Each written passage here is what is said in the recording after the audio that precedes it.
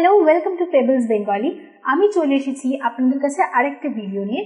ভিডিওটি হচ্ছে common expressions এর উপর, ডেইলি ইউজড সেন্টেন্স। মানে আমরা নিয়মিত আমাদের জীবনে যে সমস্ত বাক্য রোজ ব্যবহার করে থাকি, বাংলায় হোক বা ইংলিশে হোক, বা ইংলিশে শুনছি অনেক সময় বাংলা মানেটা বুঝতে পারছি না, বা বাংলাটা জানি কিন্তু এক্সপ্রেস করতে পারছি না, তাকে বলতে পারছি না ঠিকভাবে। তো সেটা স্পোকেন ইংলিশ শিখতে শিখতে অনেকটা শেখা হয়ে যাবে। কিন্তু আজকে আমি যেগুলো এনেছি যেগুলো খুব কমন ইউজ হয়ে থাকে, মোটামুটি যেগুলো মুখস্থ করেও আমরা বলতে পারি, এক্সপ্রেস করতে পারি, সেরকম কিছু সেন্টেন্স আমি লিখেছি। তাহলে দেখুন, প্রথম বাক্য কি আছে বাংলায়, ওটা সঠিক নয়। ওটা সঠিক নয় বা সেটা সঠিক নয়। কি হবে? That's not right. That's not right. That's not right. That's not right. সেটা ঠিক বা ওটা ঠিক। ওটা বা সেটার ক্ষেত্রে আমরা দ্যাট ইউজ করি। সেটা ঠিক। That's right. That's right. যদি বলা হয় যে ওটা ঠিক নয়, তখন আমরা নট ইউজ করবো ইন বিটুইন।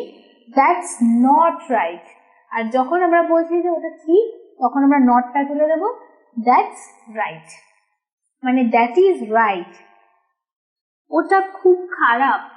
ওটা খুব খারাপ। That's too bad.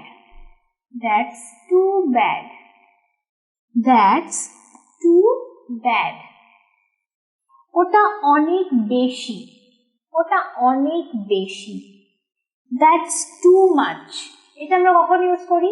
যখন হয়তো কিছু ধরো কিছু একটা কিনতে গেছো, চিপসের প্যাকেট বা চানাচুরের প্যাকেট কিনতে গেছো, তো একটা বড় প্যাকেট দোকানদার দেখি যেটা নাকি অনেক আছে, অতটা হয়তো তোমার লাগবে না, তখন তুমি বলবে দ্যাটস টু মাচ। মানে অত বড় আমার চাই না, ওটা অনেক বেশি আছে, আমার ছোট প্যাকেট চাই। সেই ক্ষেত্রে আমরা এগুলো ইউজ করতে পারি। আমি একটা উদাহরণ দিলাম, এটা অনেক জায়গায় তোমরা এবার এটাকে অ্যাপ্লাই করলে বুঝতে পারবে যে কোথায় কোথায় ব্যবহার করা যায়। That's too much. ওরা এখনই চলে আসবে। ওরা এখনই চলে আসবে। They'll be right back. They'll be right back. এখানে they'll মানে they will be right back. মানে যেরকম আমরা দ্যাটস লিখি, দ্যাট ইজ, এরকম সেটা এরকম they will. They will. সেটাকে আমরা শর্টে লিখছি কি, they'll be right back. They'll be right back মানে এখনই চলে আসবে। শুধু চলে আসবে নয়, কিন্তু they will be back নয়, এটা they'll be right back মানে এখনই চলে আসবে, এক্ষুনি চলে আসবে। কি বললাম তাহলে? ওটা সঠিক নয়। That's not right. সেটা ঠিক। That's right. ওটা খুব খারাপ। That's too bad. ওটা অনেক বেশি। That's too much. ওরা এখনই চলে আসবে। They'll be right back. এরপরে আরো কয়েকটা সেন্টেন্স আমরা দেখে নেব ভিডিওতে। পরের বাক্যটা কি আছে দেখিনি। ওরা খুব ব্যস্ত। ওরা খুব ব্যস্ত। They are very busy. They are very busy. They are very busy. আমরা ভেরিটা ইউজ করি খুবের ক্ষেত্রে। যখন আমরা বাংলায় বলি না খুব ব্যস্ত বা ওগুলো খুব ভালো বা খুব দেরি হয়ে গেছে, এই খুবের ক্ষেত্রে আমরা ভেরিটা ব্যবহার করি। আই এম টু লেট মানে আমার খুব দেরি হয়ে গেছে। শি ইজ ভেরি বিউটিফুল, ও খুব সুন্দর। তো সেই ক্ষেত্রে কিন্তু আমরা ভেরিটা ইউজ করি। এখানে যেহেতু ভেরি আছে সেদিন আমি খুব লিখেছি। দে আর ভেরি বিজি, বাট শুধু বিজি নয়, মানে খুবই ব্যস্ত। ওটা খুব কঠিন। এটা খুব কঠিন। This is very difficult. এটার ক্ষেত্রে আমরা দিস ব্যবহার করি, তাই দিস লিখেছি। This is very difficult. খুব কঠিন, তাই ভেরি কঠিন ডিফিকাল্ট। তাহলে দিস ইজ ভেরি ডিফিকাল্ট। আর ইজটা কখন ব্যবহার হবে? টেন্স বোঝানোর জন্য, কাল, বর্তমান কালে কথা বলা হয়েছে। This is very difficult. বা এরকম যদি থাকতো, এটা খুব কঠিন, ওটা খুব কঠিন ছিল, তখন আমরা লিখতাম that was very difficult. That was হয়ে যেত। এটা যেহেতু প্রেজেন্ট বা বর্তমান কালে আছে, সেজন্য আমরা ইংলিশে ইজ ব্যবহার করেছি। This is very difficult. ওটা খুব জরুরি, ওটা খুব জরুরি। এটা খুব জরুরি, ওটা নয়, এটা আছে, বা এটা থাকুক বা ওটা থাকুক, যাই হোক, সেখানে আমরা দিস বা দ্যাটকে রিপ্লেস করলেই আমাদের সেন্টেন্স তৈরি হয়ে যাবে। যদি আমরা ওটা বলি তখন আমরা দ্যাট লিখবো, যখন এটা লিখছি তখন দিস লিখবো। এটা খুব জরুরি মানে প্রেজেন্ট টেন্সে আছে, এটার ইংলিশ হচ্ছে দিস। খুব জরুরি প্রেজেন্ট টেন্সে আছে তাই ইজ লিখলাম। খুব ভেরি এবং জরুরির ইংলিশ হচ্ছে ইম্পর্টেন্ট বা গুরুত্বপূর্ণ। তাহলে কি হলো? This is very important, this is very important, this is very important. আমরা এটা খুব পছন্দ করি, আমরা এটা খুব পছন্দ করি। ধরো দুই ভাই বোন আছে বা দুই বন্ধু আছে, কাউকে কোনো চকলেট খেতে দেওয়া হলো, সেই ক্ষেত্রে আমরা বলবো, আমাদের যদি জিজ্ঞেস করা হয় তোমরা কি চকলেটটা পছন্দ করো, do you like this chocolate, আমরা বলবো yes yes we like it very much. সেই ক্ষেত্রে আমরা এরকম সেন্টেন্স ইউজ করতে পারি। আমি তোমাদের জাস্ট এক্সাম্পল দিলাম, উদাহরণ দিচ্ছি।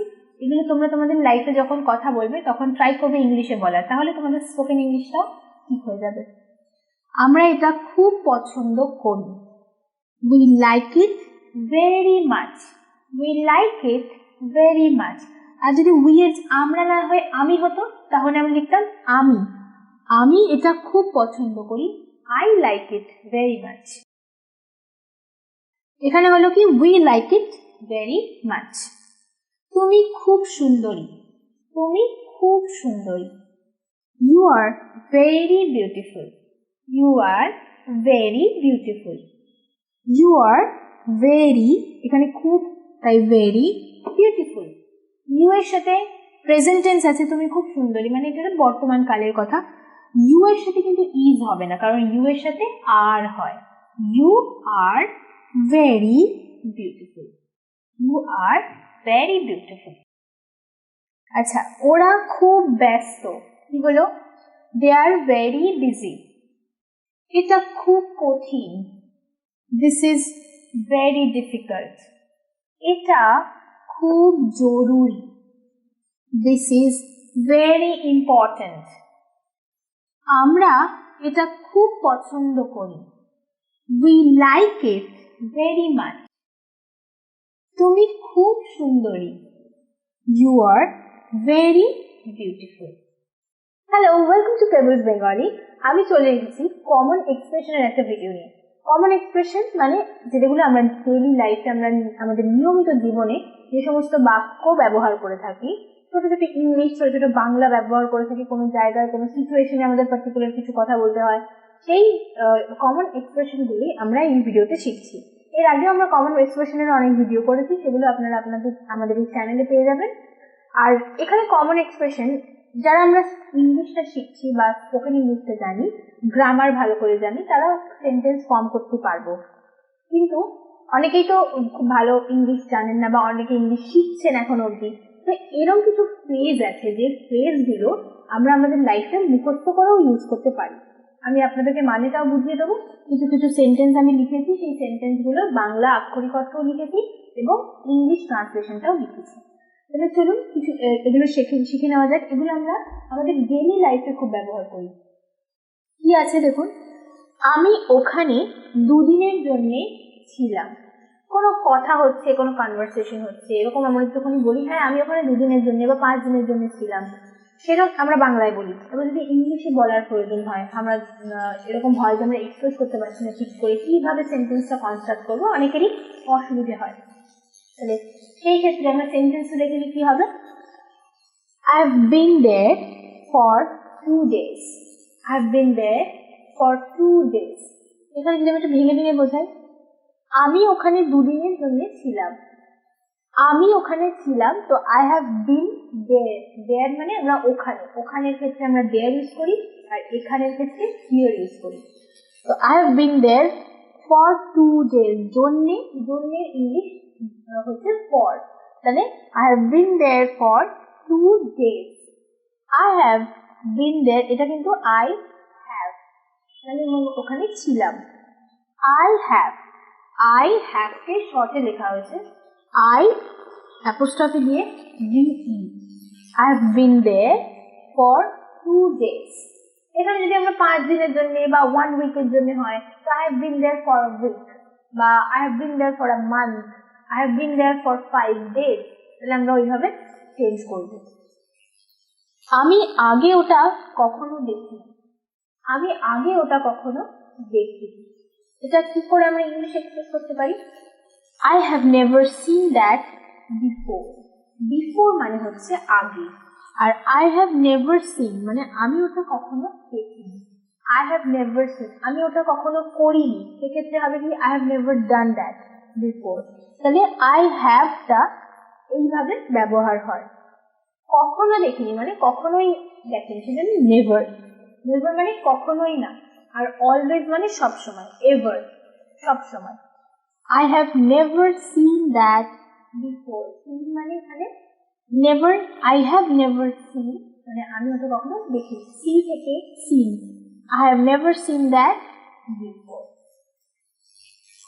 অল্প পরিমাণে বা একটুখানি, যদি আমরা ধরুন আমরা বসে খাওয়া দাওয়া করছি, খেতে খেতে কেউ এসে বলছেন যে আপনাকে একটু স্যালাড দিই বা নুন কম হয়েছে, নুন দিই, নুন লাগবে, তখন আপনি বলবেন জাস্ট লিটল। কি বলবেন? Just a little. লিটল মানে এখানে অল্প, জাস্ট আ লিটল মানে অল্প পরিমাণে বা একটুখানি।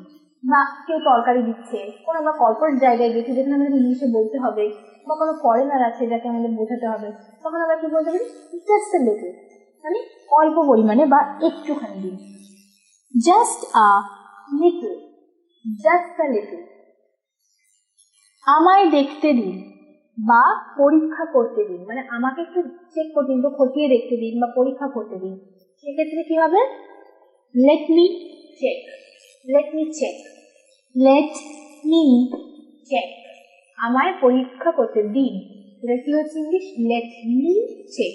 আমি এখানে পরীক্ষা করবো। এখানে কিন্তু মি মানেও আমি, আর মি মানে হচ্ছে এখানে আমায়, মানে আমাকে দেখতে দিন, সেই জন্য আমায়। লেট মি চেক, চেক মানে দেখতে দেওয়া বা পরীক্ষা করা, চেকিং করা। লেট মি চেক মানে আমায় দেখতে দিন বা আমায় পরীক্ষা করতে দিন। আমায় এটা নিয়ে ভাবতে দিন, আমায় এটা নিয়ে ভাবতে দিন। এটা মানে আমরা এখানে ইউজ করবো ইট, দ্যাট নয়, দ্যাট মানে ওটা। তাহলে এটা মানে ইট, আর লেট এখানেও কিন্তু লেট মি ইউজ হবে। আমায় এটা নিয়ে ভাবতে দিন, যেমন এখানে ছিল কি আমায় চেক করতে দিন, সেই জন্য আমরা মি ইউজ করছিলাম, লেট মি।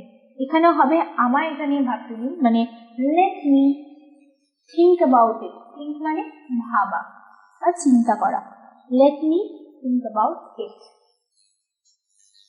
আমরা আরেকবার দেখে নিই কি পড়লাম। আমি ওখানে 2 দিনের জন্য ছিলাম। I have been there for 2 days। আমি আগে ওটা কখনো দেখিনি। I have never seen that before। অল্প পরিমাণে বা একটুখানি, just a little, just a little। আমায় দেখতে দিন বা পরীক্ষা করতে দিন বা চেক করতে দিন, let me check, let me check। আমায় এটা নিয়ে ভাবতে দিন, আমায় এটা নিয়ে ভাবতে দিন, let me think about it, let me think about it। এবারে পরের কি সেন্টেন্সগুলো আছে দেখে নিই। ওটার থেকেও বেশি, ওটার থেকেও বেশি মানে ওটা, ওটাকে আমরা ইংরেজিতে ইউজ করি দ্যাট, ওটার থেকেও বেশি। More than that, more than that. More মানে বেশি, দ্যান ইউজ করা হয় যখন কোনো দুটো জিনিসের মধ্যে কম্পেয়ার করা হয়, তুলনা করা হয়, যে বেশি, আমার ওর থেকেও ওটার থেকেও এটার বেশি আছে। এটার ক্যাপাসিটি মানে ধরো কোনো ফ্রিজ, ফ্রিজের একটা ছোট একটা বড় না, ওটার থেকেও এটাতে বেশি জায়গা ধরবে, তাহলে কি কম্পেয়ার, তুলনা হচ্ছে ওটার সাথে এটা, ওই ফ্রিজটার সাথে এই ফ্রিজটা, দুটো জিনিসের মধ্যে কম্পেয়ার হলে তখন দ্যান ইউজ হয়। মোর দ্যান দ্যাট, দ্যাট মানে ওটা, মোর মানে বেশি, দ্যান মানে থেকে, কম্প্যারিজন। মোর দ্যান দ্যাট, ওটার থেকেও বেশি। কখনো মনে ধরো না, কখনো মনে করো না, মানে মনে করো না, কোনো কথা বলেছে কেউ, কখনো মনে করো না, ঠিক আছে? কি হবে? Never mind. Never mind, never মানে আমি বলছি কখনো না, নেভার মাইন্ড, মাইন্ড মানে মনে করা, নেভার মাইন্ড। পরের বার, পরের বার বা পরে কোনো এক সময়, আমরা এরকম বলি না, বন্ধুরা মিলে বললো চলো ফুচকা খাওয়া যাক, বললো না আজকে নয়, পরে পরে কোনো এক সময়। বা আমার বাড়িতে আসুন, চলুন আজকে আমার বাড়িতে আপনাকে দেখাবো, না আজকে সময় নেই, পরে কোনো এক সময়। তখন আমরা ইউজ করি নেক্সট টাইম। নেক্সট টাইম, আজকে নয় কিন্তু নেক্সট টাইম। নেক্সট টাইম মানে পরে কোনো এক সময়।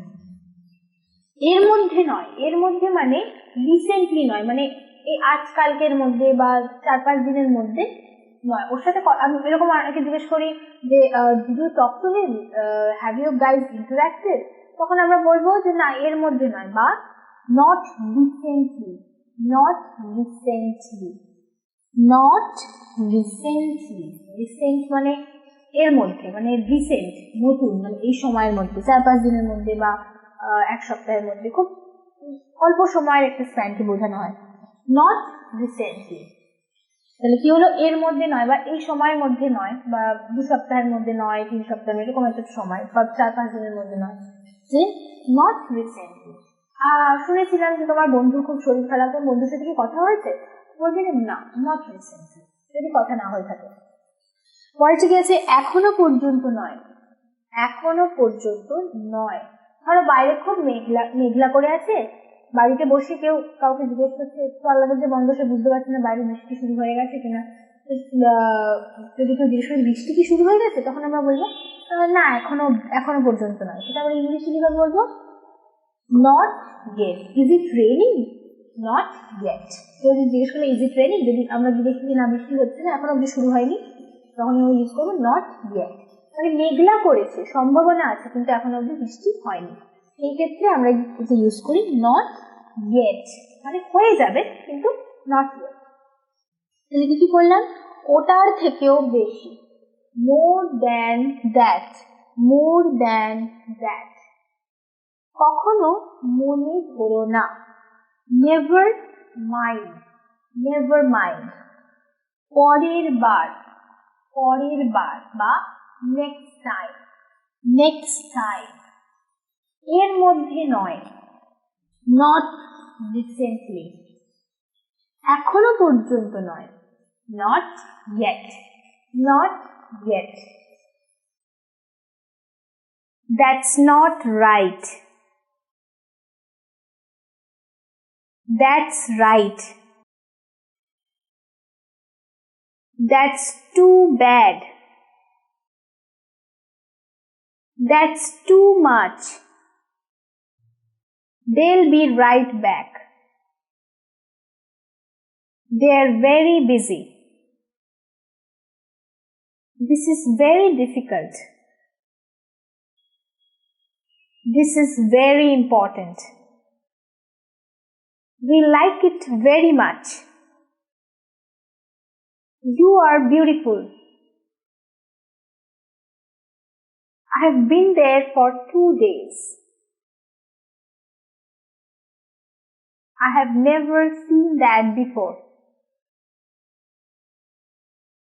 Just a little. Let me check.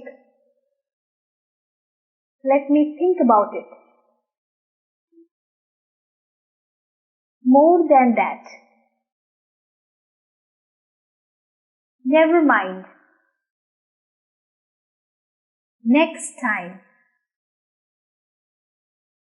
Not recently. Not yet.